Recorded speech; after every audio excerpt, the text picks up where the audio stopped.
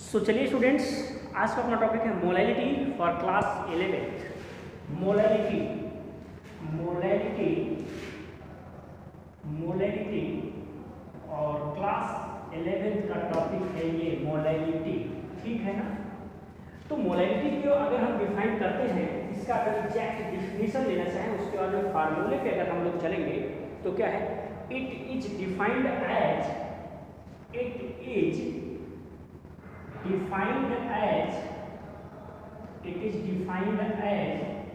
number of moles present in 1000 gram or 1 kg of solvent। बहुत ध्यान से देखिएगा, वहां हमने क्या कहा था, वहां हमने सॉल्यूशन की बात की थी। कहां पे? मोलैलिटी के अंदर हमने जो वॉल्यूम लिया था वो सॉल्यूशन का वॉल्यूम लिया था टोटल, जिसके अंदर क्या थे, यानी कि सॉल्यूट और सॉल्वेंट दोनों थे। बट यहाँ पर हमने बोला है it is defined as the number of moles are present in 1000 grams और 1 kg ऑफ सॉल्वेंट। यहाँ पर हम सिर्फ और सिर्फ सॉल्वेंट की बात करते हैं, यहाँ सॉल्यूशन की बात नहीं करते हैं। It is denoted by capital N। इसको M से डिनोट करते हैं, ठीक है ना। तो एक मोलैलिटी थी और एक मोलैलिटी है। अब देखिएगा, जैसे मान लीजिए यहाँ पे हमने क्या किया, हम जब मोलैलिटी पढ़े हुए थे तो मोलैलिटी में हमने कहा था कि सॉल्यूट और सॉल्वेंट दोनों को लेने के बाद सॉल्यूशन का वॉल्यूम हम लोग चेक करते थे, ठीक है ना। बट यहाँ पे क्या है, यहाँ हमने क्या करना है, 1000 ग्राम, इसको मैं यहाँ बना देता हूँ। यहाँ पे हमने क्या करना है, पर लीटर ये मास ऑफ जो होगा ये 1000 ग्राम होगा। वॉल्यूम से नहीं, हम ग्राम से, मास से बात करेंगे, इसका सॉल्वेंट के मास की बात करेंगे हम लोग। या फिर इसका क्या करेंगे, 1 kg सॉल्वेंट करेंगे। अगर मान लीजिए इसके अंदर पर kg सॉल्वेंट हो, इसका जो वेट हो वाटर का वो 1 kg का होना चाहिए, और इसके अंदर कितने मोल्स हो सकते हैं प्रेजेंट, ठीक है ना, वो जितने मोल्स इसके अंदर होंगे उसको हम लोग डिफाइन करेंगे एज किसके, मोलैलिटी के थ्रू डिफाइन करेंगे।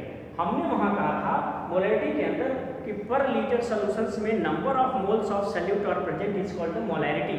But here number of moles are present in the 1000 grams और 1 kg of solvent, not solution, solvent. I am telling about only solvent, not solution. So here if you can write the formula of molality, तो molality is equal to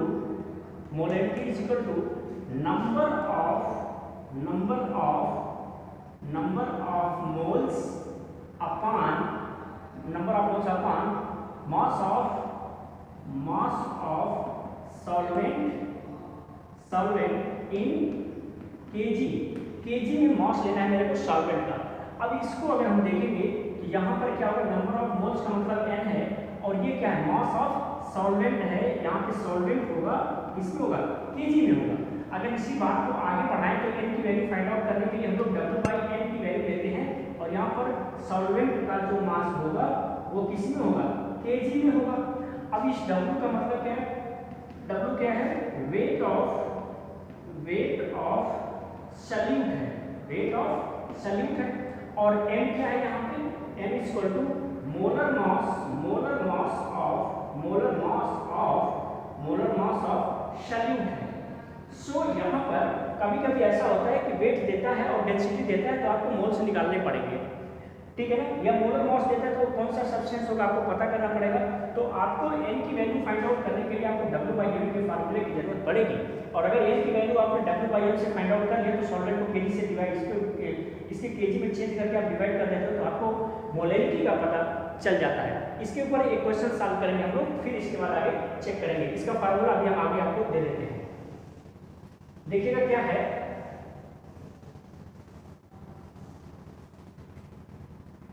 formula आपने जो लिखा है इसका, number of moles upon solvent in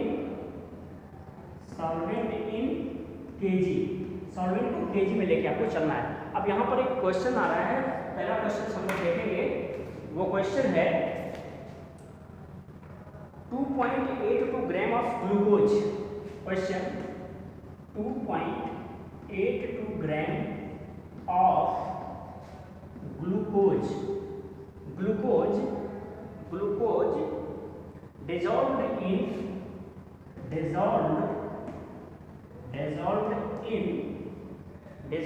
in 30 gram of water, in 30 gram of water, 30 gram of water। उसके बाद पूछ रहा है कैलकुलेट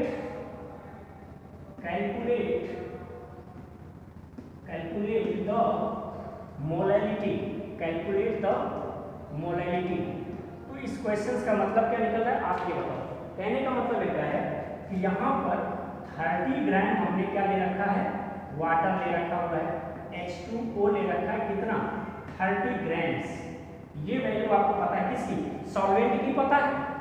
तो सॉल्वेंट का 30 ग्राम है ना, तो 100 ग्राम में या पर केजी में, तो पर केजी में आपको चेंज करना पड़ेगा इसको, 1000 ग्राम या केजी, तो 1000 ग्राम्स क्या है, इसको केजी में चेंज कर लेंगे हम लोग 1000 क्या करके डिवाइड करके। चलिए अब इसका सलूशन अगर हम लोग देखते हैं तो क्या होगा, यहाँ पर देखना है आपको ग्राम ऑफ ग्लूकोज, यानी कि वेट ऑफ सल्यूट अगर आप लोग निकालोगे तो वो कितना मिल रहा है आपको 2.82 ग्राम। लेकिन मजा तो तब है कि ये क्या है, ग्लूकोज, और ग्लूकोज का फार्मूला क्या है, ग्लूकोज का फार्मूला है C6H12O6, ये फार्मूला इसका।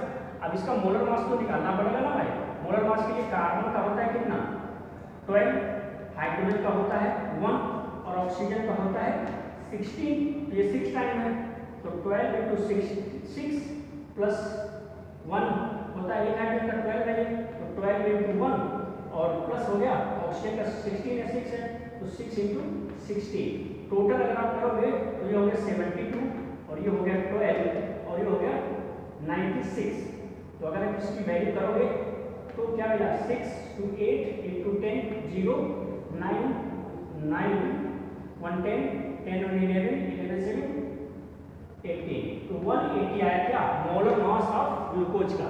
क्यों लिया हमने इसको, क्योंकि इसके हमें निकालने क्या मोल्स, क्योंकि हमें नंबर ऑफ मोल्स चाहिए किसके, सल्यूट पार्टिकल्स के, और यहाँ पे वेट दे रहा है। तो वेट को हमने बताया था n की वैल्यू लेने के लिए आपको W/m से क्या करना पड़ेगा, चेक करना पड़ेगा।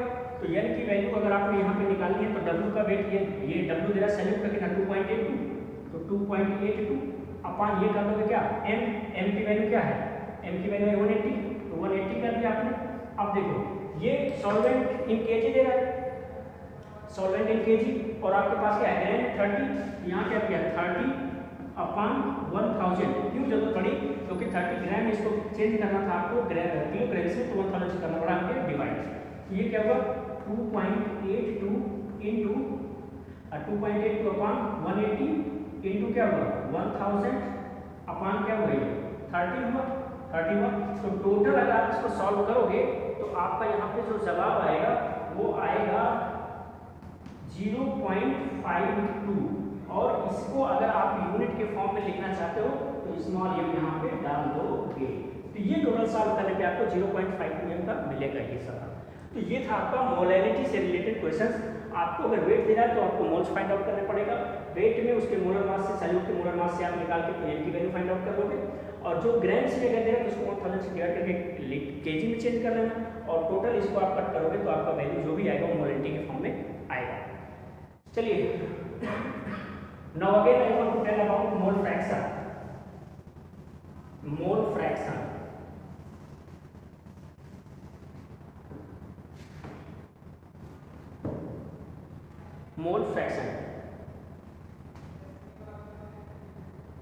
मोल फ्रैक्शन क्या होता है, ये होता है रेशियो होता है। रेशियो किसका, रेशियो होता है सल्यूट का और सॉल्वेंट का, ठीक है ना। तो सल्यूट और सॉल्वेंट का अगर रेशियो के हिसाब से आप बात करोगे तो क्या बोलते हैं, it is ratio of number of moles of particular component, it is ratio of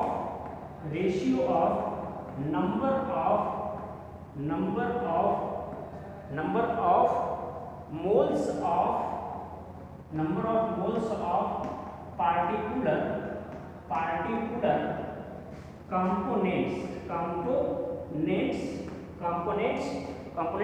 to the total number of moles to the total number of moles of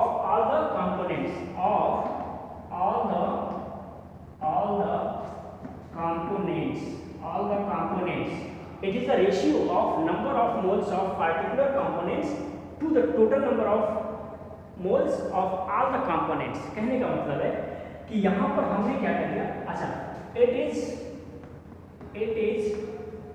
denoted by zeta, this is called zeta। यहाँ पर मैं लिख देता हूँ, इसको हम लोग zeta से बोलेंगे, जीटा। और मोल फ्रैक्शंस जो होगा वो अगर हम आपको चेक करने का इसका फॉर्मूला देखेंगे तो क्या होगा, mole fraction of solute is equal to number of moles of solute upon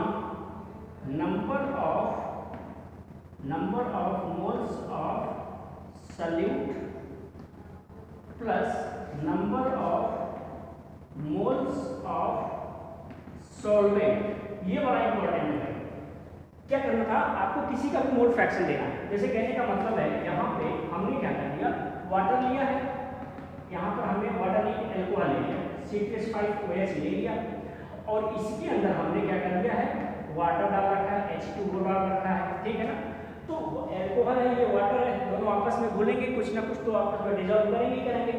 तो अगर मुझसे पूछा जाए इसका वेट हो, मुझसे पूछा जाए H2O का मोल फ्रैक्शन क्या होगा, तो H2O जो होगा वो सॉल्यूट का पार्टिकल्स होगा, तो वो हम इसको यहाँ पे करेंगे, फिर ये सॉल्वेंट के फॉर्म में आ जाएगा, फिर इनका और इनका दोनों का मोल्स लेके हम नीचे चले आएंगे, जिसका पार्टिकुलर मोल फ्रैक्शन हमसे पूछा जाएगा उसकी वैल्यू वो सॉल्यूट की वैल्यू होगी, वो ऊपर आएगी, और जिसकी वैल्यू उससे नहीं पूछा जाएगी वो वैल्यू, और ऊपर जिसका पूछा गया वो दोनों वैल्यू यहाँ पे ऐड करेंगे। Number of moles of solute, यहाँ सॉल्यूट का हमने पूछा तो ये सॉल्यूट की भी रहेगी, और जिसमें ये घुला हुआ है सॉल्वेंट वो सॉल्वेंट का भी यहाँ पे होगा।